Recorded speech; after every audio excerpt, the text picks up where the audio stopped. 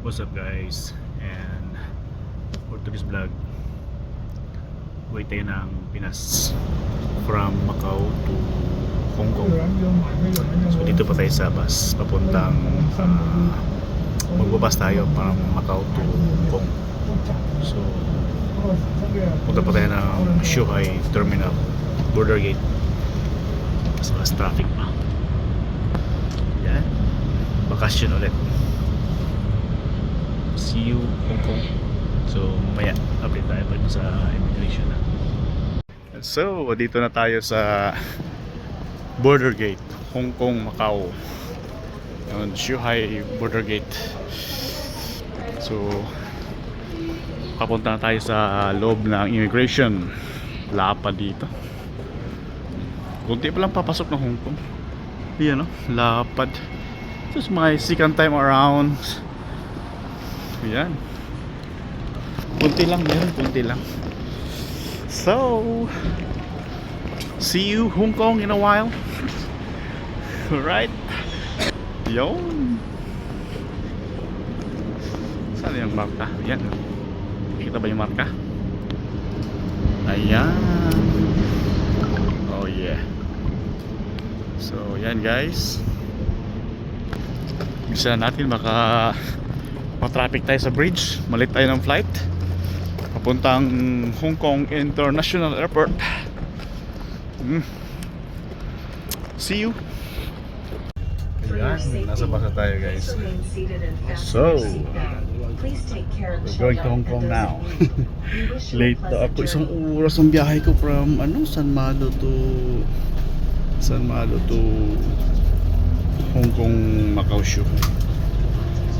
Pagod. Isang oras, grabing traffic. So anyway, nasa basa tayo. Ayan. For the meantime, we're living in Macau. Alright, pagod din yung biyahe. Sana walang dala. Pag may dala ka, pagod. See you Hong Kong. Tantay ng bridge. Mag-video tayo mamaya. So ayan,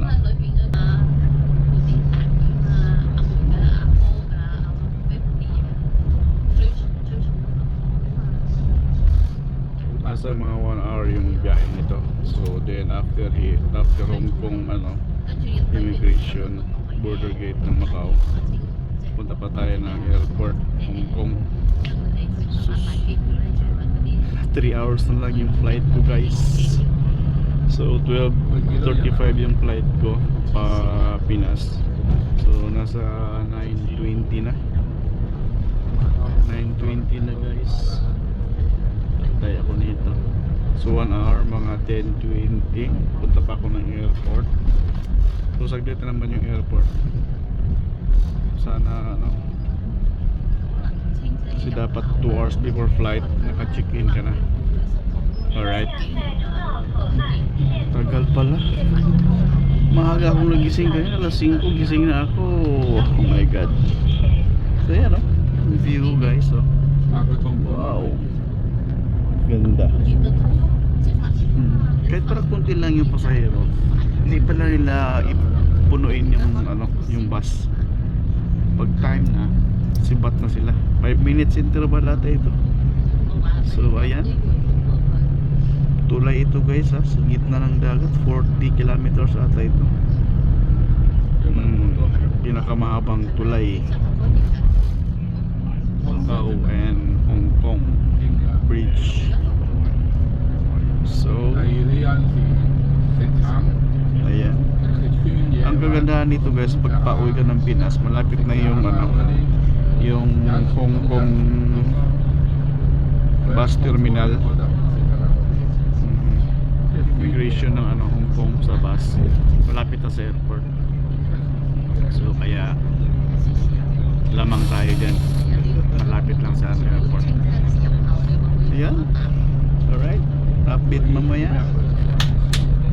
Oh yeah, Hong Kong bridge is falling down, falling down. Ayan. Sa kabila, Chinese sa kabila. dito, yun, laot lang. Wow. Yun, nagpi-ferry. Yun, sarap. Magkano pamasahe dito? Punta pala kayo dito guys. Ang Macau to Hong Kong ng pamasahe, ano lang? Magkano yan? Nakita ba yan? 65 lang. 65 MOP. So ayun, buti may pwede ang MOP natin ibayad yung MOP. So scan lang. Bayad na. 65 MOP. Pero yung pabalik daw mahal na 100 ata. So ayan, Hong Kong.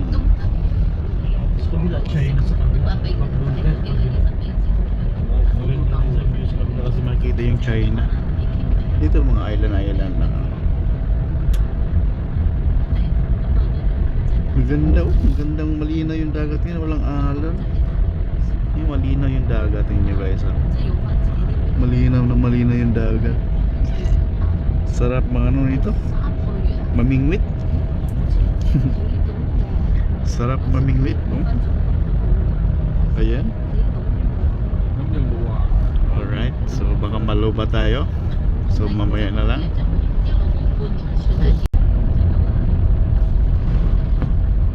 Yun, there's a plane. Maganda. Dito na yun sa mga, ito yung ano guys, pa underground sa daan. After the bridge, ito siguro yung bababa na siya eh.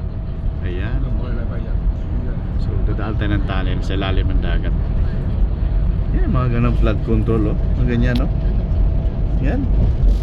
Yung mga harang. Flood control project sa Pinas. Hindi pa tapos yung project, sira na. Oh my god. Mga standard sa Pinas. Hindi pa tapos yung project, guba na yung kabilang bahagi. Ayan guys oh. Oh yes, nasa ilalim tayo ng dagat, dumaan sa tunnel tayo. Hindi Polo Bridge, sa tunnel din tayo dumaan. Bakit kaya pinano nila sa ano, tunnel no? Yan, tunnel. Haba din oh. Malayo din yung ano. Sa ilalim din ng dagat guys, dumaan. Siguro daanan ng barko siguro to. Kasi pababa pa siya oh. Malalim pala to. Sa ilalim din ng dagat sa Hong Kong. Hong Kong Bridge. Nasa underground tayo, tunnel. Dito sa ilalim ng dagat dumadaan. Pero perfect naman yung ano nila. Goods naman yung sistema nila. Iwan ko lang dito pagka nagkaroon ng typhoon or tsunami. Kawawa yung nasa ilalim ng ano na to, underground na to. Ayan guys. Ayan oh. Layo pala. Sa underground tayo dumaan. Sa ilalim ng dagat. Ayan, napaka high tech talaga nila. Malayo pa. Malayo din pala. Ayan oh. Nasa 3 minutes na yung ano, time ng biyahe. Yan, paakyat na. Palusong na. Ayan. Mahaba din pala, mga kulang-kulang 1 kilometer na pala to. Ayan oh. Guys, sa ilalim ng ano to, tulay sa Hong Kong Macau Bridge. Ito yun oh, layo pala.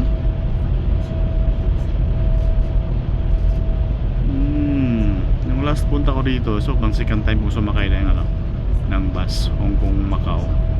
So ngayon ko lang na ano, itong tunnel na to. Malayo pala. Ayan. Kaya lang kakatakot to, di ba? Sa ilalim ng dagat tayo dumaan. Siguro mga ano nito, na project na to. Tibay nila. Layo pa. Malayo pala oh. Ilang minuto na? Almost 4 minutes na. 3 minutes. 3 minutes pala. Siyempre malayo na yan kasi wala namang traffic dito eh. Tuloy-tuloy yung takbo. Diba? Ibig sabihin na kalahati na tayo from Macau to Hong Kong. Umalis tayo kanina doon, ano, nasa 20 minutes na yung biyahe natin. So 45 minutes lang yung biyahe. So nasa nangalahati na tayo. Okay.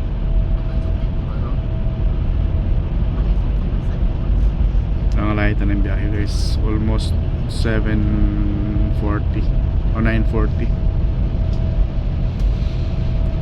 Wag lang sana malate ng airplane. Bagay alas 12, 12:35 yung flight. Okay pa. So mga 10, maximize natin to ng mga 10:30 up. Abot tayo ng ano, airport ng Hong Kong. Kaya mga 10:30 maka-check-in na tayo. Pacific ganyan oras. Kasi malaki yung Hong Kong ng malaki yung airport ng Hong Kong. Malayo, no? Malaki yung airport ng Hong Kong. Hanapin pa natin yun. Nung pumunta ako ng Macau 2012, Davao to Hong Kong. Davao to Cebu, Cebu to Hong Kong ako nun. First time kong nag-abroad nun, 2012. Ayun, Hong Kong ako dumaan. Kaya tagal na yun. 2012 din 2026. 14 years. 14 years guys. Pupunta ko ng Hong Kong airport. Tagal na. So, yung bata nun 14 years old, wala na. Binata na, dalaga na. Ayan. So matagal yung ano, yung malayo pala yung ano, yung bridge. Parang wala na, malapit na kasi ano, maliwanag na yun. Dito na. Malayo din pala. Ayan, parang Hong Kong na to. Malapit na ito sa Hong Kong. May bundok na, oh. Ayun, layo pala. Wow, ayos ah. Ayun, Hong Kong na to. Mga ganito. Maganda yung mga beach dito sa Hong Kong. Sana makagala dito, makapagligo sa beach nila. Maganda daw dito eh. Ayan. Kaso maligo ka, wala kasama. Ayan guys. So lapit na tayo sa Hong Kong. Hong Kong part na ito. Kasi yan ng mga island. Lapit tayo sa ano ng bridge, ano ng immigration ng Hong Kong. Okay. So mga possible 10 o'clock. Nasa mga 15 minutes na siguro yung biyahe. Alright.